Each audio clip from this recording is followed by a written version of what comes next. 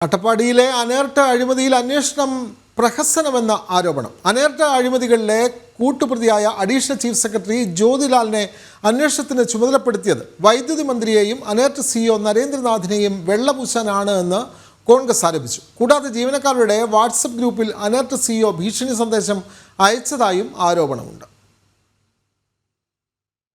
പാലക്കാട് അട്ടപ്പാടിയിൽ വനവാസി ഊരുകളിൽ അനർട്ട് സൗരോർജ്ജ പദ്ധതിയുടെ പേരിൽ കോടികൾ തട്ടിയതായി കഴിഞ്ഞ ദിവസമാണ് ആരോപണമുയർന്നത്.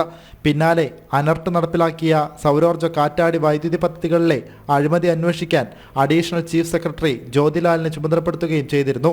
എന്നാൽ ഒരേ സമയം വനം വകുപ്പിന്റെയും വൈദ്യുതി വകുപ്പിന്റെയും സെക്രട്ടറി എന്ന ചുമതല വഹിക്കുന്ന ജ്യോതിലാലിനെ അന്വേഷണം ഏൽപ്പിച്ചത് വൈദ്യുതി മന്ത്രിയെയും അനർട്ട് സിഇഒ നരേന്ദ്രനാഥ് വേലൂരിയെയും വെള്ളപൂശാനാണെന്ന് കോൺഗ്രസ് നേതാവ് സുമേഷ് അച്യുതൻ ആരോപിച്ചു. ജ്യോതിലാലിനെ കുറിച്ച് ഉൾപ്പെടെയാണ് അന്വേഷണം നടക്കേണ്ടത്.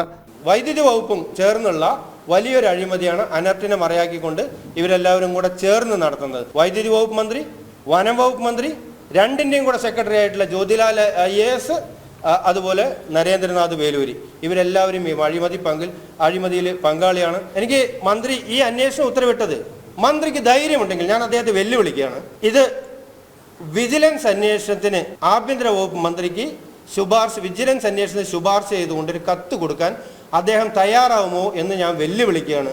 അദ്ദേഹം വിജിലൻസ് അന്വേഷണത്തിന് ശുപാർശ ചെയ്താൽ അദ്ദേഹത്തിന് മന്ത്രിസ്ഥാനത്ത് ഒരു നിമിഷം പോലും തുടരാൻ കഴിയില്ല.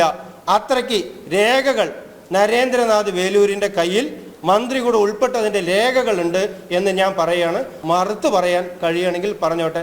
അദ്ദേഹത്തിന് എതിരെ ഈ ആരോപണത്തിന് വിജിലൻസ് എൻക്വയറിക്ക് ശുപാർശ ചെയ്യാൻ മന്ത്രി തയ്യാറുണ്ടോ എന്ന് ഞാൻ ചോദിക്കുകയാണ്. കുറ്റാരോപിതനായ അനർട്ട് സിഇഒ നരേന്ദ്രനാഥ് വേലൂരിയും അഡീഷണൽ ചീഫ് സെക്രട്ടറി ജ്യോതിലാലും തങ്ങളുടെ സ്ഥാനത്തെ മുതലെടുത്ത് നിരവധി തവണ സർക്കാർ ചെലവിൽ ഒരുമിച്ച് വിദേശയാത്രകൾ നടത്തിയിട്ടുണ്ടെന്നും ഇതു സംബന്ധിച്ച ഗവൺമെന്റ് ഓർഡർ പുറത്തുവിട്ടുകൊണ്ട് സുമേഷ് അച്യുതൻ പറഞ്ഞു.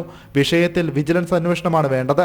കൂടാതെ രേഖകൾ പുറത്തുവിട്ടവർക്കെതിരെ അനർട്ട് സിഇഒ ജീവനക്കാരുടെ വാട്സപ്പ് ഗ്രൂപ്പിൽ ഭീഷണി സന്ദേശം അയച്ചതായും അദ്ദേഹം ആരോപിച്ചു. എന്നാൽ ഒരു മാസം മുൻപത്തെയാണ് വാട്സപ്പ് സ്ക്രീൻഷോട്ട് എന്നാണ് അനർട്ട് സിഇഒ പറയുന്നത്. ജനം, പാലക്കാട്.